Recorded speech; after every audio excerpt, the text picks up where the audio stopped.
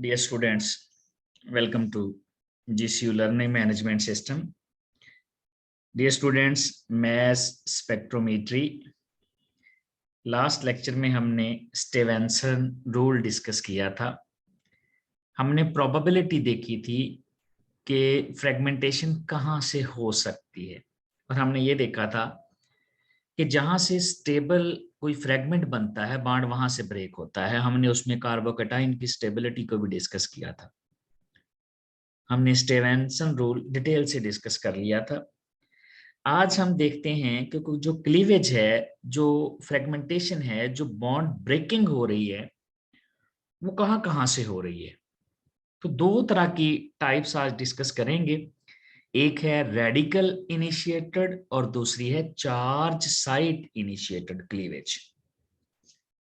इसमें जो फर्स्ट वाली है, ये जो free radical site initiated cleavage है, यानी इसमें फ्री रेडिकल अनपेयर्ड जो इलेक्ट्रॉन है वो इनिशिएट करेगा क्लीवेज को, बॉन्ड ब्रेकिंग को। तो रेडिकल साइट इनिशिएटेड क्लीवेज को अल्फा क्लीवेज भी कहते हैं। अब यहां पर थोड़ी सी ये कंफ्यूजन है, स्टूडेंट यहां पर थोड़े कंफ्यूज हो जाते हैं कि अल्फा बॉन्ड ब्रेक होगा। एक्चुअली ऐसे नहीं है।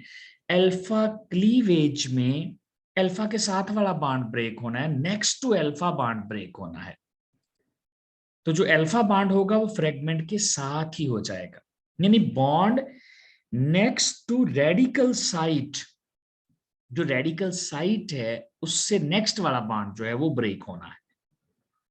Bond next to radical site, ये होमोलिटिक क्लीवेज है, यानी इसमें फ्री रेडिकल इन्वॉल्व हो रहे हैं। यानी जो बॉन्ड के इलेक्ट्रॉन हैं, देखिए होमोलिटिक क्लीवेज क्या होती है। फॉर एग्जांपल दो एटम हैं एक्स और वाई, दोनों के दरमियान दो इलेक्ट्रॉन हैं शेयर में। अगर एक इलेक्ट्रॉन एक एटम और दूसरा इलेक्ट्रॉन दूसरा एटम ले ले तो ये होमोलिटिक क्लीवेज है। हेट्रोलिटिक क्लीवेज क्या होती है कि x और y के दरमियान ये जो दोनों इलेक्ट्रॉन हैं, ये दोनों इलेक्ट्रॉन एक ही एटम ले जाए।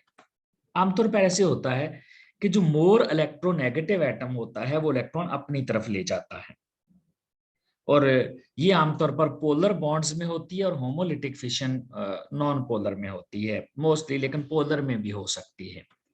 तो ये होमोलिटिक क्लीवेज है। हम ये कह सकते हैं कि ये जो क्लीवेज है, जिसको हम अल्फा क्लीवेज कह रहे हैं, जो रेडिकल साइट इनिशिएटेड क्लीवेज है, ये ऑड इलेक्ट्रॉन स्पीशीज में होती है, इवन में नहीं होती। सिंपल सी बात है, इसमें फ्री रेडिकल चाहिए, और फ्री रेडिकल का मतलब है कि उसमें ऑड इलेक्ट्रॉन होंगे। फ्री रेडिकल होते ही ऑड इलेक्ट्रॉन स्पीशीज है। जैसा कि देखें, ये हमारे पास एक मॉलिक्यूल है, इसमें ये कोई हेट्रो एटम है जिसके ऊपर लोन पेयर है। इसका मतलब है जो इलेक्ट्रॉन यहां से प्रेफरेंस में निकलेगा वो लोन पेयर वाला निकलेगा, और यहां पर बन जाएगा रेडिकल कैटाइन। अब radical cation odd electron species है। ऑड इलेक्ट्रॉन स्पीशी का मतलब है कि इसके पास अनपेयर्ड इलेक्ट्रॉन है। यहां पर होगी अल्फा क्लीवेज, यानी नेक्स्ट बॉन्ड जो ये रेडिकल साइट है उसके साथ वाला बॉन्ड ब्रेक नहीं होगा, उससे नेक्स्ट वाला बॉन्ड ब्रेक होगा। ये जो मैंने रेड कलर में शो करवाया, यहाँ दो इलेक्ट्रॉन हैं, तो यहां पर ये वाला बॉन्ड ब्रेक होना है। किस तरह से? ये अनपेयर्ड इलेक्ट्रॉन यहां पर आ जाए और इधर से ये वाला अनपेयर्ड इलेक्ट्रॉन यहां पर आ जाए, तो इसका मतलब है ये बॉन्ड ब्रेक कर जाएगा, ये अनपेयर्ड इलेक्ट्रॉन इस कार्बन पर शिफ्ट हो जाएगा, यानी ये जो इतना फ्रेगमेंट है ये फ्री रेडिकल बन जाएगा। ये वाला फ्रेगमेंट फ्री रेडिकल बन गया, और यहां से होमोलिटिक फिशन हो गई है। दोनों इलेक्ट्रॉन जो है एक इस एटम ने ले लिया, एक इधर चले गया, और यहां पर कौन सा बॉन्ड बन जाएगा? डबल बॉन्ड बन जाएगा। तो हमारे पास एक तरफ तो रेडिकल बनेगा, ये वाला पार्ट जो है रेडिकल वाला, और दूसरी तरफ का जो है वो कैटाइन बन जाएगा। अब ये कैटाइन फर्दर भी फ्रेगमेंटेशन शो कर सकता है, जैसा कि मैंने पहले बताया। फर्दर फ्रेगमेंटेशन कैसे हो सकती है कि यहां से एक न्यूट्रल मॉलिक्यूल निकल जाए और दूसरा कार्बोकैटाइन या कैटाइन बन जाए। जैसे ये यहां से आप ब्रेक कर दें, ये पूरे का पूरा बॉन्ड इस पे शिफ्ट कर दें, तो ये हमारे पास अब एक न्यूट्रल मॉलिक्यूल है, ये वाला, प्लस इस पर जो है वो चार्ज आ जाएगा पॉजिटिव। यानी ये जो रेडिकल कैटाइन है, इसकी प्रोबेबिलिटी हमने लास्ट लेक्चर में डिस्कस की थी कि एक इसमें रेडिकल बन गया, दूसरा कैटाइन बन गया, और कैटाइन फर्दर न्यूट्रल और कैटाइन में बदल सकता है। तो इस तरह से अल्फा जो क्लीवेज है उसमें जहां पर फ्री रेडिकल है वो वाला बॉन्ड ब्रेक नहीं होना, उससे नेक्स्ट वाला बॉन्ड ब्रेक होना है। यानी उस बॉन्ड से नेक्स्ट वाले बॉन्ड को जो क्लीवेज है हम कह रहे हैं अल्फा क्लीवेज कह रहे हैं, जो कि रेडिकल साइड से नेक्स्ट वाला बॉन्ड है। जैसा कि देखें ये हमारे पास कोई कीटोन है, कीटोन में भी ऑक्सीजन पर लोन पेयर मौजूद होता है। अब यहां पर ये जो रेडिकल केटाइन बना हुआ है ये इसके साथ वाला बॉन्ड है, इसका मतलब है ये बॉन्ड ब्रेक नहीं होगा बल्कि ये वाला बॉन्ड ब्रेक हो सकता है या ये वाला बॉन्ड ब्रेक हो सकता है। यानी आर ग्रुप यहां से अलहदा होगा। ये वाला बॉन्ड इसको हम कहेंगे ये अल्फा क्लीवेज है, यानी जहां पर रेडिकल साइट है उसके साथ वाला बॉन्ड नहीं ब्रेक होना, उससे नेक्स्ट वाला बॉन्ड ब्रेक होना है। तो ये रेडिकल हमारे पास ये बल्कि जो अल्काइल ग्रुप है वो सेपरेट हो जाएगा। किस तरह से यहाँ पर जो है वो क्लीवेज होनी है वो देख लेते हैं। यहां से देखें ये एक इलेक्ट्रॉन है, ये एक इलेक्ट्रॉन जो अनपेयर्ड इलेक्ट्रॉन है यहाँ आएगा, ये बॉन्ड तो ब्रेक होना नहीं, ये वाला बॉन्ड ब्रेक होना है। इसका एक इलेक्ट्रॉन यहाँ पर आ गया तो यहाँ बन गया डबल की बजाय ट्रिपल बॉन्ड, और ये बन गया फ्री रेडिकल। तो इस तरह ये वाला पार्ट पूरा इतना फ्री रेडिकल बन जाएगा, ये वाला ऑड इलेक्ट्रॉन स्पीशी बन गई, जबकि इस साइड पे जो हमारे पास वो बनेगा वो कैटाइन बन जाएगा, ये वाला ट्रिपल बॉन्ड वाला। ये फर्दर भी फ्रेगमेंट कर सकता है, यानी यहां से कार्बन मोनोऑक्साइड ये वाला पार्ट निकल जाए और इस आर पर पॉजिटिव चार्ज आ जाए, एक न्यूट्रल और एक कैटाइन बनेगा। तो इस तरह से यहाँ पर अल्फा क्लीवेज होती है। इसी तरह एक और एग्जांपल देखते हैं अल्फा क्लीवेज जो कि रेडिकल फ्री रेडिकल इनिशिएट करता है। जैसे यहाँ पर डबल बॉन्ड है तो सिंगल बॉन्ड है, या लोन पेयर वाला नहीं है कोई भी एटम, तो इसका मतलब है पाई बॉन्ड से इलेक्ट्रॉन निकलेंगे और ये बन जाएगा हमारे पास रेडिकल कैटाइन। अब जो रेडिकल कैटाइन है इसके साथ वाला बॉन्ड छोड़ देना, ये बॉन्ड ब्रेक नहीं होना, ना ये वाला बॉन्ड ब्रेक होना है ना ये वाला बॉन्ड ब्रेक होना है। बॉन्ड कौन सा ब्रेक होना है, इनसे नेक्स्ट वाला, यानी ये जो मैंने ग्रीन किया है। तो होगा क्या, ये इलेक्ट्रॉन यहाँ पर आएगा, इधर चूंकि दो इलेक्ट्रॉन है बॉन्ड की जगह तो ये वाला इलेक्ट्रॉन यहाँ आके यहाँ बना देंगे डबल बॉन्ड, और ये हमारे पास जो होगा इतना हिस्सा ये फ्री रेडिकल की शक्ल में यहाँ से निकल जाएगा, ये हमारे पास बन जाएगा फ्री रेडिकल, और ये हमारे पास बन जाएगा कैटाइन जो कि फर्दर भी ब्रेक हो सकता है। तो इस तरह से जो यानी फ्री रेडिकल का साइट होता है उससे एक बॉन्ड छोड़कर नेक्स्ट वाला बॉन्ड ब्रेक हो तो उसको हम कहते हैं ये अल्फा क्लीवेज है। दूसरी क्लीवेज है इंडक्टिव क्लीवेज, ये है चार्ज साइट इनिशिएटर, यानी यहां पर जो क्लीवेज होनी है, जो ब्रेकिंग होनी है वो चार्ज इनिशिएटेड है, पहले रेडिकल इनिशिएटेड थी। इसको इंडक्टिव क्लीवेज भी, इंडक्टिव इफेक्ट की वजह से इसको आई क्लीवेज भी कहते हैं, इस तरह आई से लिखते हैं आई क्लीवेज, इंडक्टिव इफेक्ट क्लीवेज है। इसमें क्या होता है इंडक्टिव इफेक्ट में, ऐसा एटम जिसकी इलेक्ट्रोनेगेटिविटी ज्यादा होती है वो इलेक्ट्रॉन पेयर अपनी तरफ खींच के ले जाता है, पूरा पेयर ही अपनी तरफ खींच लेता है। इलेक्ट्रोनेगेटिव एटम, जैसे मैंने पहले एक्स और वाई की एग्जांपल देके आपको बताया था कि दोनों इलेक्ट्रॉन एक ही एटम जो ज्यादा इलेक्ट्रोनेगेटिविटी वाला होगा वो खींच के अपनी तरफ ले जाएगा, ये है इंडक्टिव क्लीवेज।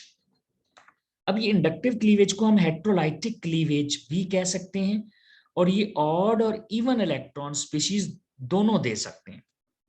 यानी जो फ्री रेडिकल थी ना, जो रेडिकल साइट इनिशिएटेड थी जिसको हमने अल्फा क्लीवेज कहा था, वो सिर्फ फ्री रेडिकल्स वाली स्पीशीज में होती थी, लेकिन ये वाली ऑड में भी हो सकती है, यानी फ्री रेडिकल्स वाले रेडिकल कैटाइन जिसको हम कहते हैं, यानी ये जो हमारे पास रेडिकल कैटाइन होगा M प्लस और ये फ्री इलेक्ट्रॉन, इसमें भी हो सकती है ऑड इलेक्ट्रॉन स्पीशी में भी, या फिर जिस पर सिर्फ पॉजिटिव चार्ज होगा इवन, दोनों में हो सकती है। रेडिकल साइट इनिशिएटेड के लिए फ्री रेडिकल का होना जरूरी होता है। तो ये हेट्रोलाइटिक क्लीवेज है। जैसा कि देखें ये हमारे पास एक रेडिकल कैटाइन है। अब अब ये जो रेडिकल केटाइन है, इसमें ये जो हेटेरो एटम है जिस पर पॉजिटिव चार्ज है, ये पूरे का पूरा इलेक्ट्रॉन पेयर अपनी तरफ खींच के ले जाएगा, यानी ये दोनों इलेक्ट्रॉन अपनी तरफ ले जाएगा और आर पर कौन सा चार्ज आ जाएगा, पॉजिटिव चार्ज आ जाएगा यहाँ पर। तो इस तरह ये हमारे पास एक फ्री रेडिकल बच गया और दूसरा पॉजिटिव। देखें ऐसे ही बनना था, ये एक पॉजिटिव चार्ज है, एक अनपेयर्ड इलेक्ट्रॉन है, ये आर पॉजिटिव चार्ज में कन्वर्ट हो गया क्योंकि दोनों इलेक्ट्रॉन कौन ले गया, वाई, और वाई बन गया फ्री रेडिकल, इसका पॉजिटिव चार्ज खत्म हो गया।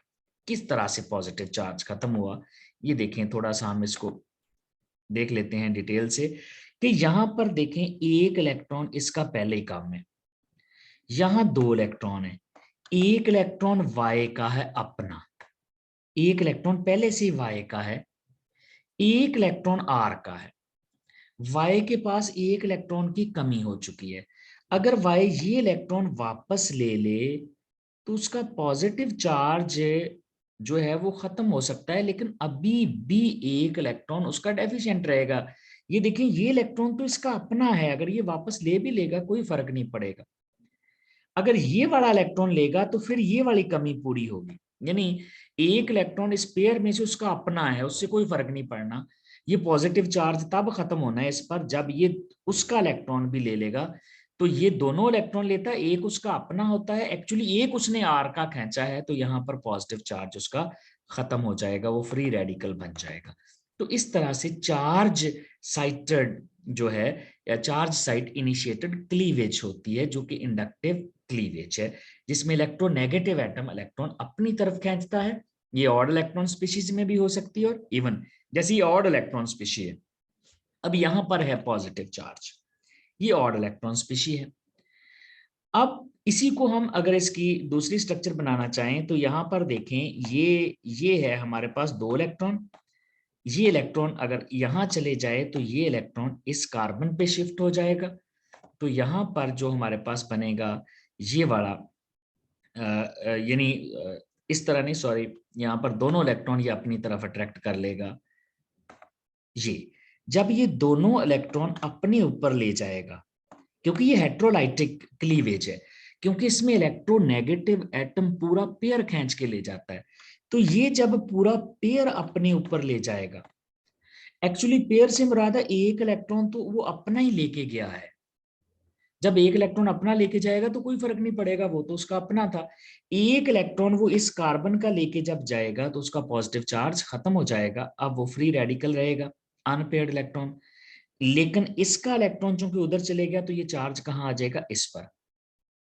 अब क्या होगा, अब यहां से आर निकल जाएगा, आर यहां से निकलेगा, किस फॉर्म में निकलेगा, कैटाइन की शक्ल में निकल जाएगा, और बाकी सारा क्या बच जाएगा, ये फ्री रेडिकल बच जाएगा। तो इस तरह से हेट्रोलाइटिक क्लीवेज में क्या होता है, इलेक्ट्रोनेगेटिव एटम पूरा पेयर अपनी तरफ खींच के ले जाता है, पूरे का पूरा पेयर वो अपनी तरफ अट्रैक्ट करके ले जाता है, जिसकी वजह से इसको हम कहते हैं ये चार्ज साइट इनिशिएटेड क्लीवेज है। एक और एग्जांपल देखते हैं, क्योंकि ये ऑड इलेक्ट्रॉन स्पीशीज में भी हो सकती है, इवन में भी। अब हम इवन स्पीशी की एग्जांपल लेते हैं जिस पर कोई फ्री रेडिकल नहीं है, यहाँ दो इलेक्ट्रॉन है, तो ये क्या करेगा, दोनों इलेक्ट्रॉन अपनी तरफ खींच के ले जाएगा, क्योंकि ये इलेक्ट्रोनेगेटिव एटम है, और आर पर कौन सा चार्ज आ जाएगा, पॉजिटिव चार्ज आ जाएगा, और ये हमारे पास न्यूट्रल फ्रेगमेंट बन जाएगा। यानी पॉजिटिव चार्ज और न्यूट्रल ओवरऑल चार्ज आपने ख्याल रखना होता है, वो उतना ही रहना चाहिए जितना फ्रेगमेंट पर था, जितने भी उसके आगे फ्रेगमेंट बने उन पर चार्ज सेम आना चाहिए। जैसे इस पर नेट चार्ज प्लस है, तो यहाँ भी दोनों फ्रेगमेंट का नेट चार्ज प्लस है, क्योंकि एक तो न्यूट्रल है। तो heterolytic cleavage odd electron species में भी हो सकती है, और ये इवन इलेक्ट्रॉन स्पीशीज में भी हो सकती है। दोनों में जो रेडिकल साइड थी वो वाली सिर्फ और सिर्फ ऑड इलेक्ट्रॉन स्पीशीज में हो रही थी। अब यहाँ पर नेक्स्ट एक और एग्जांपल देख लेते हैं, ये हमारे पास एक और इवन इलेक्ट्रॉन स्पीशी है। अब इसमें वाई एक हेट्रो एटम है, हेट्रो एटम क्या करेगा, हेट्रो एटम दोनों इलेक्ट्रॉन अपनी तरफ खींच के ले जाएगा और ये न्यूट्रल हो जाएगा। देखें एक इलेक्ट्रॉन तो उसका पहले निकला हुआ था, वो पॉजिटिव चार्ज खत्म करेगा, एक वैसे ही उसका अपना है, जहां दो इलेक्ट्रॉन है ये दोनों में से एक तो y का अपना है, वो तो वापस जाएगा, कोई फर्क नहीं पड़ना उसको। जो उसकी कमी हुई थी एक, वो r से पूरी कर रहा है, तो r पर इस तरह से होना है, r पर आना है पॉजिटिव चार्ज, और बाकी जो हमारे पास है वो न्यूट्रल फ्रेगमेंट बन जाएगा। और नेट चार्ज देखें वो पॉजिटिव ही है फ्रेगमेंट्स पर भी, और ये आर जो है ये फर्दर फ्रेगमेंट बना सकता है, यानी न्यूट्रल और फिर कैटाइन बना सकता है। तो इस तरह से दो तरह की क्लीवेज होती है, एक चार्ज साइट इनिशिएटेड और एक free radical initiated. Next lecture में डियर स्टूडेंट्स हम डिस्कस करेंगे चार्ज साइट और रेडिकल साइट के बाद मैक्ले-फर्टी अरेंजमेंट देखेंगे, रीअरेंजमेंट देखेंगे, और इसके बाद एक दो और टाइप्स भी फ्रेगमेंटेशन की डिस्कस करेंगे, और फिर फ्रेगमेंटेशन डिस्कस करने के बाद हम मास स्पेक्ट्रम डिस्कस करेंगे कि स्ट्रक्चर किस तरह से निकाल सकते हैं। Thank you very much.